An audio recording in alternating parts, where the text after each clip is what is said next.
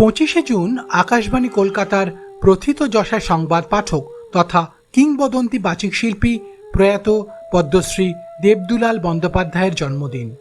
সেই উপলক্ষে তাঁর স্মরণে বিশেষ অনুষ্ঠানের আয়োজন করেন তাঁরই ছাত্রছাত্রীরা। তাঁদের উদ্যোগেই গড়ে উঠেছে দেবদুলাল বন্দ্যোপাধ্যায় স্মৃতি সংসদ। তাঁর জন্মদিনে সংসদের নবম বার্ষিক অনুষ্ঠান আয়োজিত হল বাংলা একাডেমির সভাঘরে। প্রতি বছর সংসদের পক্ষ থেকে বাংলার জনপ্রিয় বাচিক শিল্পীদের প্রদান করা হয় দেবদুলাল বন্দ্যোপাধ্যায় স্মৃতি সম্মান। এবছর সেই সম্মান প্রদান করা হয় বিশিষ্ট বাচিক শিল্পী শ্রীমতী রত্না মিত্রকে।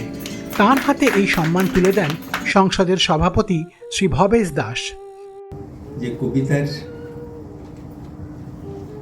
ভেতরে শব্দের যে একটা নিজস্ব সামর্থ্য আছে, ভাবের যে ঐশ্বর্য আছে, এবং যে বার্তা কবিতার মধ্যে দিয়ে পৌঁছতে চাওয়া হয়, এবং তার মধ্যে যে একটা অমৃতময়তা আছে, এর সমস্তটা লেহন করে নিয়ে কবিতাকে সাধারণ শ্রোতার কাছে পৌঁছে দেওয়ার,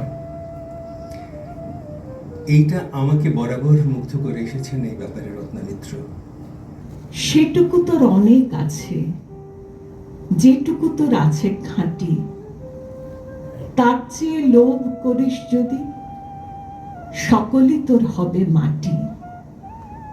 এক মনে তোর একটা রাতে একটি যে তার সেইটে বাজা, ফুলবনে তোর একটি কুসুম, তাই দিয়ে তোর ডালি সাজা। যেখানে তোর বেড়া সেথায় আনন্দে তুই থামি শেষে, যে করি তোর প্রভুর দেওয়া সেই করি তুই নিঃশ্রে হেসে। লোকের কথা নিসনে কানে, ফিরিস নে আর হাজার টানে, যেন রে তোর হৃদয় জানে হৃদয়ে তোর আছেন রাজা। একটা রাতে একটি যে তার আপন মনে সেইটে বাজা।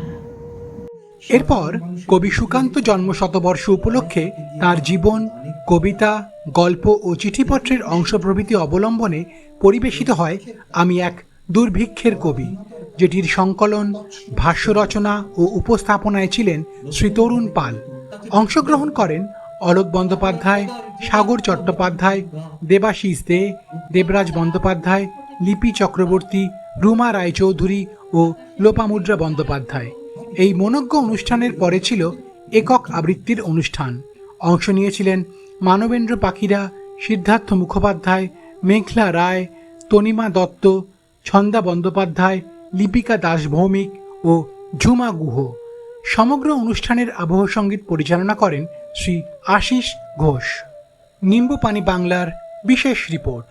এছাড়া বিনোদন, সংস্কৃতি, রাজনীতির নানা খবরাখবর জানতে অবশ্যই সাবস্ক্রাইব করুন নিম্বুপানি বাংলা।